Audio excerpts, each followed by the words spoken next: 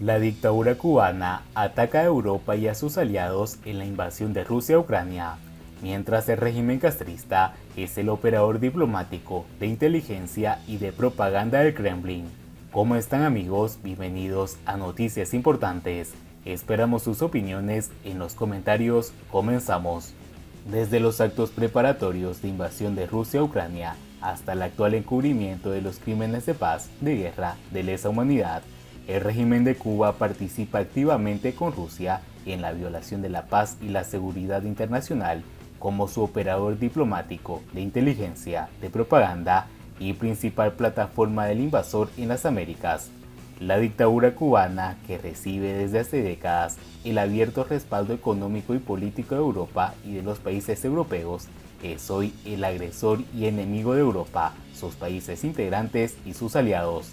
El mundo vive la primera guerra global en la que no hay neutralidad. En derecho internacional, la neutralidad, para ser tal, debe tener dos elementos: la no participación y la imparcialidad, de manera que el solo hecho de no formar parte de las acciones armadas no es neutralidad cuando se apoya a una de las partes en el conflicto en cualquier otra forma que exprese prevención a favor o en contra. Cuando se participa activamente en el respaldo de las operaciones armadas con acciones de inteligencia, promoción, propaganda, diplomacia e influencia en otros países, como lo hace Cuba respecto a Rusia, estamos frente a la participación abierta en la agresión y en la violación de la obligación universal del mantenimiento de la paz y la seguridad internacional, establecida como principio fundamental por la Organización de las Naciones Unidas. Además de estas constataciones de derecho, los hechos prueban que los regímenes de Rusia y Cuba tienen elementos comunes, pues son gobiernos con presos, perseguidos y exiliados políticos. Ambos detentan el poder por medio del terrorismo de Estado y con la violación de los derechos humanos.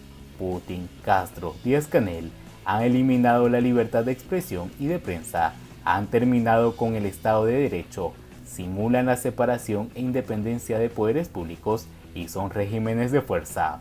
Cuba realiza el esclavismo del siglo XXI explotando a técnicos, profesionales y personal, y Rusia realiza conscripciones obligatorias de jóvenes para enviarlos a la guerra contra su voluntad y sin un entrenamiento adecuado.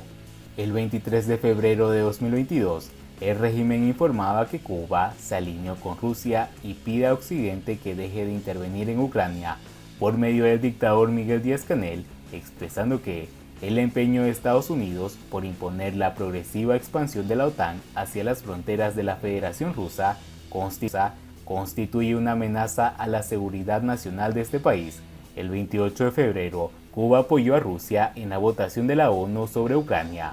El 8 de marzo de este 2022, el mismo dictador cubano escribió: el conflicto pudo evitarse si se hubieran atendido con seriedad y respeto los reclamos de garantía de seguridad de Rusia.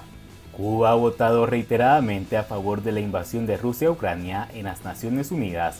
En octubre lo hizo junto con las dictaduras de Corea del Norte, China, República Centroafricana, Eritrea, Irán y Nicaragua.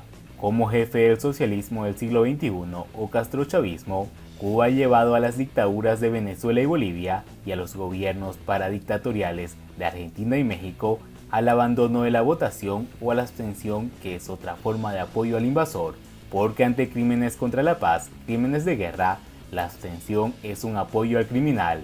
No hay abstención posible frente al crimen, es solo fachada de complicidad.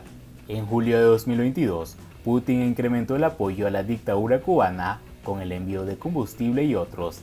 El trabajo de los servicios de inteligencia cubano en la agresión de Europa está en operación y ya se ha pedido el reclutamiento de voluntarios de Cuba para apoyar a Rusia.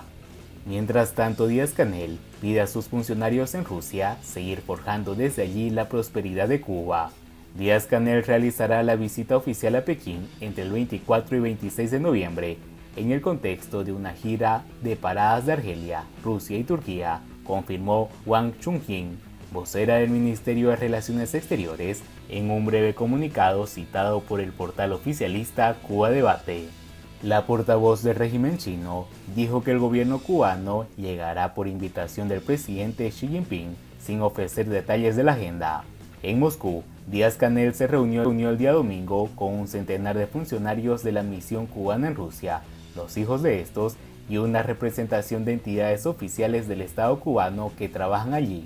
En el encuentro, llamó a los diplomáticos del régimen a seguir avanzando y forjando la prosperidad de Cuba desde Rusia, a la que calificó como una trinchera compleja, publicó el diario oficialista Grama. Les ordenó un trabajo más activo para captar inversores que quieran instalar sus negocios en Cuba según las prioridades de La Habana. En palabras del gobernante, su actual gira no se debe solo a intereses del gobierno de Cuba, sino que responde también a la invitación hecha por 4 naciones que se incluyen en el periplo. Dijo que, de manera especial, Rusia y China solicitaron recibir la visita en fechas específicas. En el caso de la Federación de Rusia, el presidente Vladimir Putin nos pidió que viniéramos a la inauguración del monumento de Fidel Castro.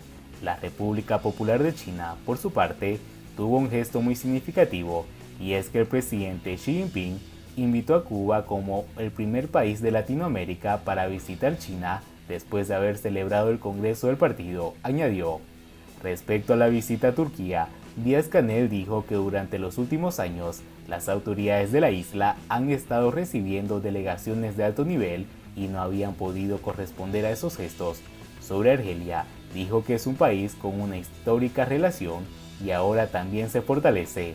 Ya el presidente de Argelia decidió el día jueves cancelar todos los intereses pendientes a la deuda del gobierno de Cuba y aplazar su reembolso hasta un nuevo aviso, además de ofrecer una central eléctrica solar para aliviar los continuos apagones que sufren los cubanos.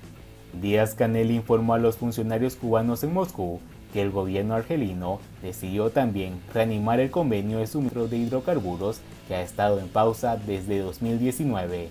En el encuentro, Díaz-Canel también se refirió al diálogo político al más alto nivel que se mantiene con los 4 gobiernos de la gira, con los cuales La Habana concierta ideas y acuerdos para posiciones internacionales.